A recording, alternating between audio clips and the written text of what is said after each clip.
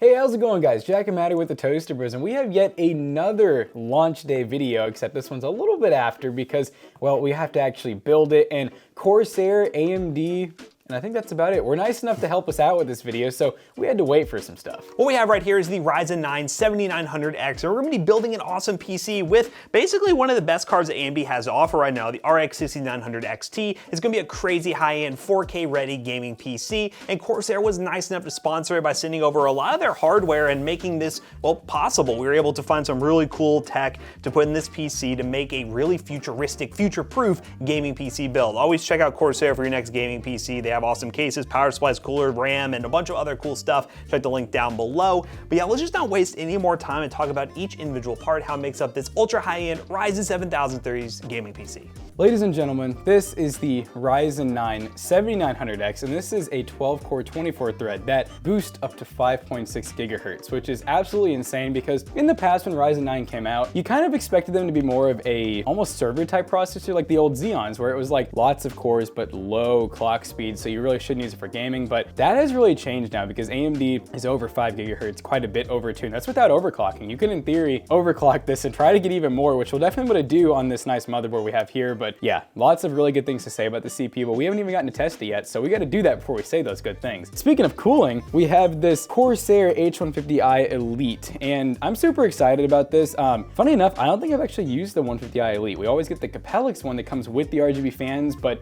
basically, I almost just wonder if they didn't have inventory because they sent us these fans to put onto it. So it's definitely funny how that worked out, but it's basically the same cooler as the Capellix, but maybe it doesn't come with the fancy hub. We'll have to figure that out once we open it. And now that brings us to the motherboard, which is the Gigabyte Aorus X670E Master. So this is a very, very high-end board, and Gigabyte was nice enough to send this along with the AMD processor, but yeah, this board is beautiful and it is covered in heat sinks and it just looks like it can do absolutely everything. It is AM5 socket, but the mounting is still the same. They kept the AM4 and almost sort of AM3 mounting as well, which is nice. And on top of that, it is Gen 5 ready. So once you get your Gen 5 graphics card, if that ends up being a thing, and your Gen 5 storage, which we already know is a thing, you will be able to do that. But we decided to go, a little bit more achievable, which is a Gen 4 drive, because I don't even know if we can buy a Gen 5 drive yet. And this is the WD Black 2 terabyte Gen 4. Look at these speeds, I mean, look at the capacity. It's definitely an insane drive, and they're coming down a lot. They're starting to get pretty cheap, so it does make me think Gen 5 is definitely coming. And now for the RAM, we actually have this G-Skill Trident Z5 Neo, and hey, back in the day, this stuff was designed for AMD pretty much, and maybe it still is. We'll find out because it's 6,000 megahertz, 32 gigs, so two 16 gig sticks. It's not RGB, but that's not a big deal. I mean, we had to save some money, and also the build is all black, so it's still gonna blend in pretty nicely.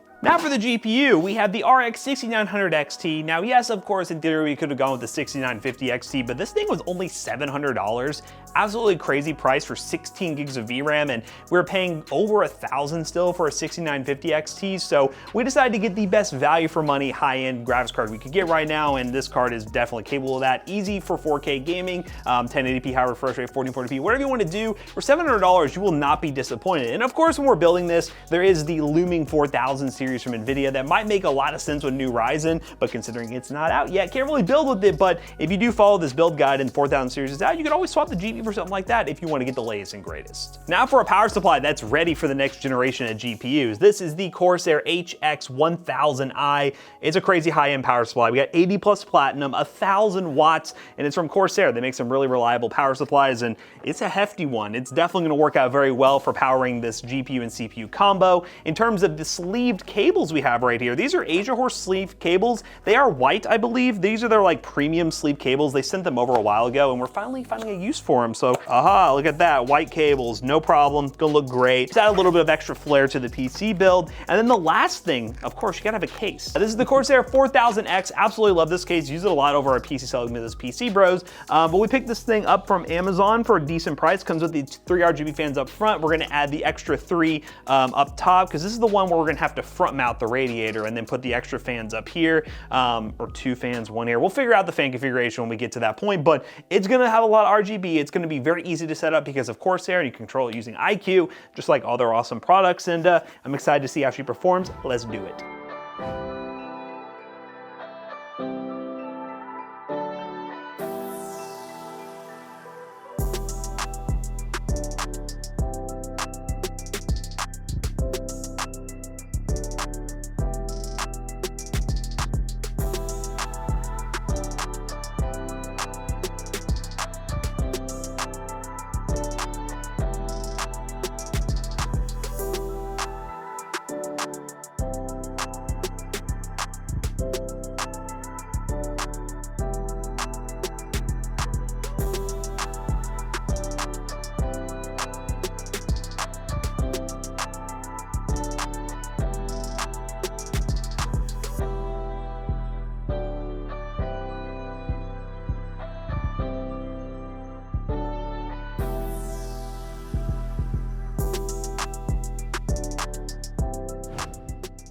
All right, guys, so we're starting off with some Apex Legends, and we're max settings, 4K. So we're definitely, wait, oh, we can go higher, insane. Oh, we can go insane. Now we're max settings, and what is this? The field of view is just broken for some reason. Big. So right now it says we're using a lot of the GPU, still not 100%, and then 5% of the CPU, so I think that's a glitch, because I'm like, there's no way we're using none of the CPU. Like, that would just be crazy.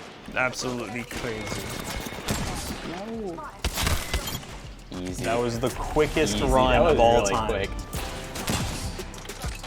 Oh no, it's up Nosy and Peak. Why did I think I have the Eva still?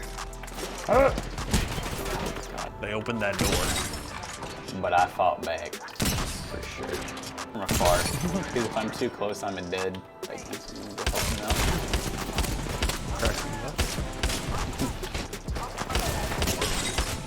out. They didn't see me coming from behind. So you're dead?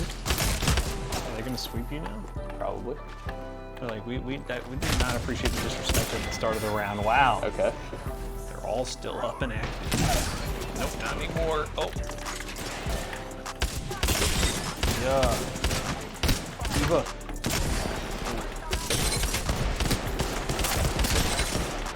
They bought the Eva. Figured out its true power. Oh god, no! No, teammates! Yay! They got it. Look at Apex. Pretty much 4K. a locked 144, a few dips here and there, but at 4K, high refresh rate. Easy peasy, no problems. Let's move on to another game.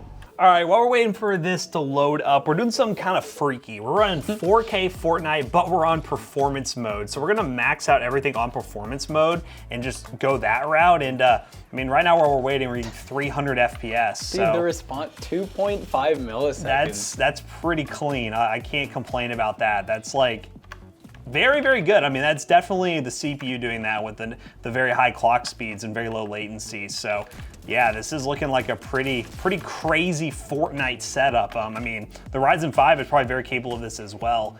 But yeah, those clock speeds are really helping us here. But will it allow me to get a kill? Let's find out. But yeah, if there's anyone who actually does this performance mode 4K, I'm just kind of curious. Are there other people who actually do that? It seems kind of freaky, if I'm being honest here. The settings were just the same from when we were testing the iGPU on the Ryzen 5, so we decided to just run with this. And I do wonder what performance mode not, like all high settings yeah, would I don't be. know. I don't know. I'm ready for you to have 20 shotguns. Ready. Yeah, you gotta get up close and into your enemy. You need to look him in the eyes when you kill him. Ah! Excuse me? I don't know what that bot was doing, but not ideal. Not ideal gameplay. Speed God is now Slow God. But first, Coffee 67. These all seem like robots. Am I in the robot lobbies again? Oh, I don't know. Ah! Why do they have so much HP? You have one. Were they a shark though? I don't know what that was. I think it's like the new thing in this season. Like you can like chrome something. That was weird. It just looked like a shark was in the roof swimming around. Well, yeah, that's Fortnite. There's the playability, you know, it's great. 4K, I mean, with the increased IPC and higher clock speeds of this Ryzen CPU, you're gonna have no problem. I mean, I wouldn't go out of my way personally to buy like a 4K high refresh rate, but you could and play Fortnite performance settings if you really wanted to. It's been really hard to say that was possible, but competitive gamers will probably still stick with their 1080p stupid high refresh rate anyways, but there's the option. So what we're gonna do is wrap this video up with a bunch of built-in benchmarks so you guys can see the maximum performance, and we'll probably do like a Cinebench run, and we'll take a look at those temperatures when it's under full load of this Ryzen 9, and just kind of wrap the video up with that information in mind, because I think I've conquered Fortnite. I see nobody else. We.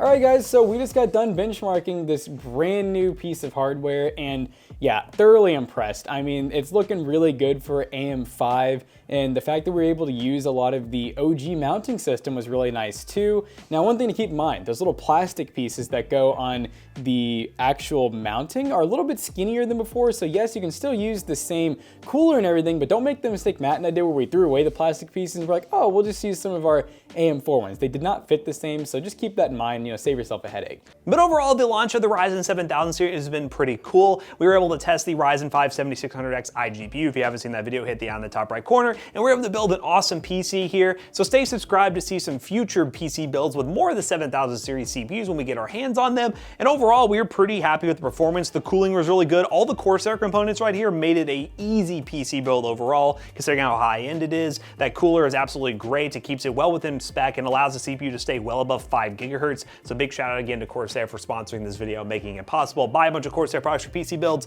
and it'll allow you to make a very easy to build gaming PC. So as always, we hope you guys enjoyed today's video. If you did, check out our other 2 YouTube channels and also our twitch.tv/toastybros, and do not forget to like, comment, and subscribe. And we'll see you guys in the next one. Adios. So this build right here might be one of the first builds that is really being sold once we're ready, of course, at PCBros.tech. PCBros.tech is where we sell gaming PCs, gaming laptops, and so much more. And if you use that special discount code ToastyBros2 on checkout, you can save 2% on your next purchase. See you guys later. Goodbye.